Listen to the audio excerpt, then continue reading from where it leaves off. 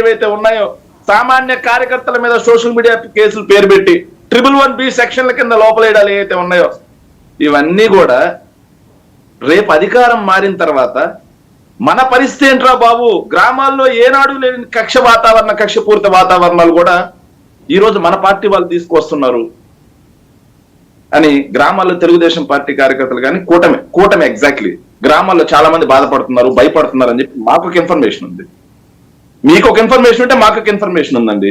దానికి ఏం చేస్తాం కానీ దానికి మనం ఏం చేస్తాం కానీ సార్ ఒక విషయం, దానికి మనం ఏం చేస్తాం కానీ వైఎస్ఆర్ కాంగ్రెస్ పార్టీలో నిజాయితీగా మొదటి రోజు నుంచి జెండా మోసి కష్టంలోనూ నష్టంలోనూ జగన్మోహన్ రెడ్డి గారి తోడుగా నిలబడి, మళ్ళీ చెప్తున్నాం సార్, వైఎస్ఆర్ కాంగ్రెస్ పార్టీ ఒక్క జెండానే, ఆ జెండాతో ఇంకే జెండా జతగట్ల మేము. వైఎస్ఆర్ కాంగ్రెస్ పార్టీ ఒకే ఎజెండా, ఆ ఎజెండాతో ఇంకో పార్టీ ఎజెండా రానిలా. నిలబడిన వాళ్ళు ఎవ్వరు కూడా ఈ రోజు ఈ కూటమి చేసే బెదిరింపులకు ఎవరు భయపడే ప్రసక్తి లేదు. ఈ కూటమి సవాళ్ళకి ఎవరు వెనక్కి తిరిగిపోయే ప్రసక్తి లేదు. సార్ వీళ్ళు అధికారంలోకి వచ్చి రేపు 4వ తారీఖు 7 నెలలు అవుతుంది సార్, 7 నెలలు సార్. ఇంకా వైఎస్ఆర్ కాంగ్రెస్ పార్టీ అధికారంలో ఉందనుకుంటారు. ఇంకా వైఎస్ఆర్ కాంగ్రెస్ పార్టీ వాళ్ళంటే సరే మీడియా ఛానల్ కూడా ఇంకా వైఎస్ఆర్ కాంగ్రెస్ పార్టీ అధికారంలో ఉందనుకుంటున్నాయేమో. వైఎస్ఆర్ కాంగ్రెస్ పార్టీ మీద బురద జల్లడమే పరమావధిగా పెట్టుకున్నాయి. సార్ వీళ్ళు ఏం చెప్పి అధికారంలోకి వచ్చారు, ప్రజలకి ఏమి హామీలు ఇచ్చి అధికారంలోకి వచ్చారు? ఒక్క విషయం చెప్పాలంటే సురేంద్ర నాయుడు గారు, నేను ఈరోజు వీడియో చూశాను సార్, ఇంతకు ముందు చూసిన వీడియో మళ్ళీ ఈరోజు రిపీటెడ్ గా చూసా. చంద్రబాబు నాయుడు గారు ఒక సభలో మాట్లాడుతూ జగన్మోహన్ రెడ్డి గారు ఆస్తి 350 కోట్లు సైకో అని చెప్పి మాట్లాడాడు. మరి చంద్రబాబు నాయుడు గారు ఆస్తి 530 కోట్లు ఈరోజు. మేము కూడా చంద్రబాబు నాయుడు గారిని అనొచ్చా సార్? ఆ మాట అనొచ్చా? మీరు చెప్పండి సార్, పర్మిషన్ ఇవ్వండి, అనవంటే అంటాం మేము కూడా. మీరు అన్నది తప్పు కాదు అంటే మేము కూడా అనేస్తాం. మీరు ఎన్నైనా అనొచ్చు సార్. వర్మ గారు చూడండి, ముఖ్యమంత్రి స్థానంలో కూర్చున్నటువంటి చైర్కి విలువకుండా సైకో ఏమైనా మాట్లాడచ్చు. మేము మాట్లాడితే 111B సెక్షన్లు, మీకు ఒక న్యాయం మాకు ఒక న్యాయం. సామాన్య ప్రజలు సార్, పిల్లోళ్ళు వాళ్ళు తెలిసి తెలియక పెడితే వాళ్ళ మీద 111B సెక్షన్లు.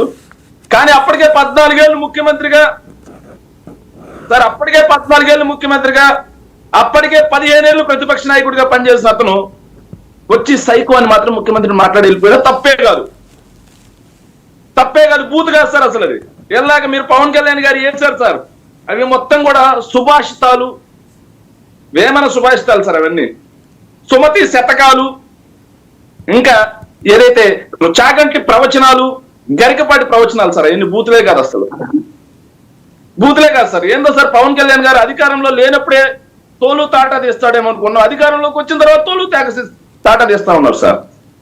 పాపం ఆయనకి Panchayati Raj, forestry, science and technology ఇట్లాంటి శాఖలు ఇచ్చారు సార్, రూరల్ డెవలప్మెంట్ లాంటివి.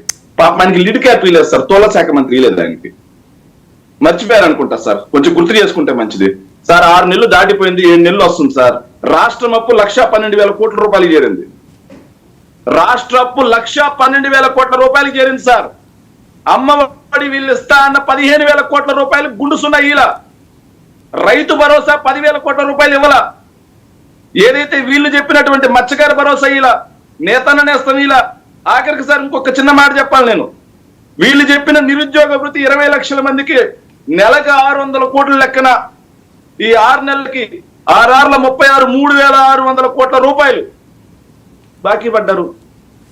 వీళ్ళు ఇచ్చామని చెప్తున్నారు కదా సార్, సిలిండర్ ఇచ్చాము ఇంటికోటి అని చెప్పి వీళ్ళు చెప్తున్నారు కదా, ఉచిత సిలిండర్ సార్. ఈ రోజు ప్రజాశక్తి పేపర్ చదివాను సార్ నేను. ప్రజాశక్తి పేపర్లో చదివితే 7 లక్షల మందికి ఇంకా డబ్బులు పడలేదంట సార్, ఎలిజిబిలిటీ ఉన్న వాళ్ళకి. 1,50,00,000 మంది వైట్ రేషన్ కార్డులు ఉంటే వీళ్ళు ఇచ్చింది 98 లక్షల మందికే సార్.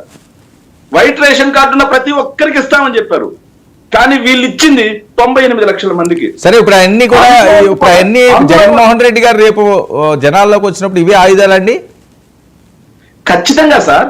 కూటమి అనేది ఏం చెప్పి అధికారంలోకి వచ్చింది? జగన్మోహన్ రెడ్డి గారు ఒకరికి 15,000 ఇస్తే మేము ఎంతమందికి ఉంటే అంతమందికి 15,000 ఇస్తాం, ఇంకా కనండి అని చెప్పి అనలేదా వీళ్ళు? మరి మీరు చెప్పి కదా అధికారంలోకి వచ్చారు, మాకన్నా ఎక్కువ ఇస్తామని చెప్పారు కదా, మేము ఇచ్చింది కూడా ఇవ్వడం లేదా అని అడగాలి కదా. మేము ఖచ్చితంగా అడుగుతాం సార్. వీటన్నిటికీ డబ్బులు ఇవ్వలేదు కదా. మరి 1,12,000 కోట్ల రూపాయలు అప్పు చేశారు కదా, 1,12,700 కోట్ల రూపాయలు సార్ అక్షరాల. మరి ఏం చేశారు ఆ డబ్బుని? ఎక్కడికి తరలించారు సార్?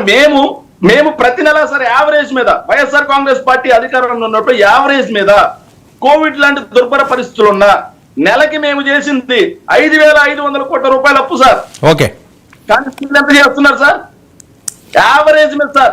అమరావతి అప్పును ఒక్కదాన్ని పక్కన పెడతా సార్, అమరావతి అప్పు 30,000 కోట్ల రూపాయలు పక్కన పెట్టినా సరే వీళ్ళు యావరేజ్ మీద 12,000 కోట్ల రూపాయలు నెలకు చేస్తున్నారు సార్. Okay, okay. ఒకటి శాఖరెడ్డి గారు నిన్న ఓకే మీరు అంశం ఓకే అప్పుల మీద ఇవన్నీ కూడా వాళ్ళ వెర్షన్ వాళ్ళు చెప్తారు, మీ వెర్షన్ మీరు చెప్తారు. సార్ నేను చెప్తున్నాను, అధికారంలోకి వచ్చారు సార్. నేను అడుగుతున్నాను సార్ దయచేసి, అధికారంలోకి వచ్చారు సార్. మరి అధికారంలోకి ఏం చెప్పొచ్చారు, మీరేం చేస్తున్నారు? ఓకే, అది కదా మనం అడగాలి. ఓకే. పవన్ కళ్యాణ్ గారు నిన్న సుదీర్ఘంగా పవన్ కళ్యాణ్ గారు నిన్న మాట్లాడిన అంశాలు చాలా అంశాలు ఆయన ప్రస్తావించడం జరిగింది. ఫాలో అయ్యారా? వర్మ గారు మీకు ఒక్క విషయం తెలియజేస్తున్నాను సార్. ప్రతిరోజు కూడా కొన్ని వార్తా ఛానళ్లలో ఏం జరుగుతుందంటే రోజు నాని గారు ఎప్పుడు అరెస్ట్ అవుతున్నారు, రోజా గారు అరెస్ట్ అవబోతున్నారా, నాని గారు అరెస్ట్ అవబోతున్నారా, వంశీ గారు అరెస్ట్ అవబోతున్నారు